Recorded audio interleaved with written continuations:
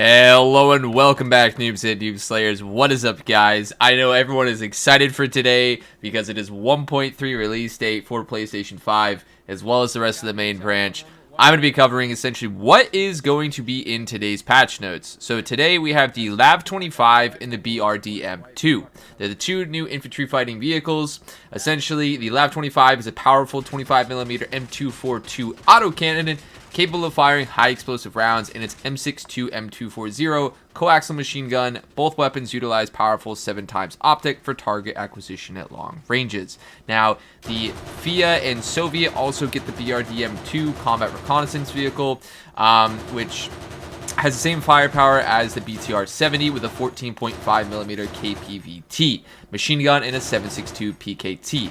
Now, in addition to this, we have the offensive helicopters, which with the Mi-8 and the UH-1H helicopters. Now, these are going to be absolutely deadly on the front lines, and I can't wait to see how they're going to be utilized by professional pilots. Next up, we have the mortars. Mortars are going to be absolutely insane for everyone. We have the Soviet 2B14 82mm mortar launcher and the US M252 81mm counterpart. Now, this is again going to be absolutely deadly with building destruction and tree destruction, which next up, we're going to be going into that as well. That is right. You heard it correctly. Solid cover is now temporary. Destruction changes everything on the battlefield, and I cannot wait to see how this affects multiplayer matches. It's going to be insane. Now, especially with the Huey gunships, you're going to be able to get some solid, cool, kind of custom LZ landings in some tree lines by blowing up some areas like it's Vietnam. Next up, another addition to this, we have the Elimination scenario. Now, this is a brand new single-player scenario. It makes a U.S. Special Forces soldier tasked with eliminating a high-ranking Soviet officer. Now, that's actually pretty cool. So you're going to actually be able to do kind of your own scenario. Next up here with the patch notes, we have the expanded vehicles. Yes, expanded vehicles, ladies and gentlemen. That is absolutely going to be insane for everyone as well.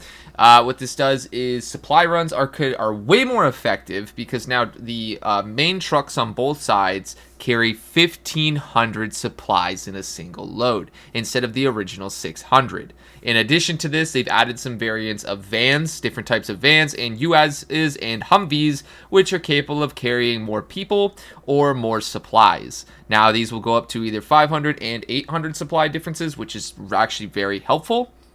And then we also have the Sarka 1203 cargo variant. I believe that's the van type thing. And then we also have the UH-1 Huey and the Mi-8 in civilian colors. Now, the FIA motor pool has also been expanded with another UAZ, BTR-70, and a BRDM2. Next up, we're going to be going over to the overhauled game systems. One of the most requested features in the rank requirement system for the ammunition supply depots is, well, obviously the arsenal spam. So essentially now that it's going to be locked behind a rank requirement for almost everything that you have, which, chef's kiss, honestly needed to be done, and it's going to make games a lot more interesting. Next up, what we have as well is the conflict game mode has undergone some significant changes. Players are now unable to spawn on contested bases. This is again very huge, and this is going to be activated solely when there are more defenders when attackers, and you start to see that bar pop up at the enemies capturing the base. Only then is when things are actually going to be happening. Now, another cool thing here is adjustments to AI soldiers have made them deadlier than ever. Are now able to better target moving targets, so simply driving through their roadblocks hoping for the best is not safe anymore. Now, that's going to be very, very, really cool for GM, because also, once under fire, they see cover more effectively, return fire aggressively, counterattack, and flank. That is going to be huge for Game Masters and PvE operations. Lastly, one more thing that I forgot to add in all of this, it is going to be the PKMN, which is going to be essentially the scope for the PKM. In addition to that, a lot of this stuff behind the Huey gunship is going to be roughly captain rank. Same thing for effective mortars.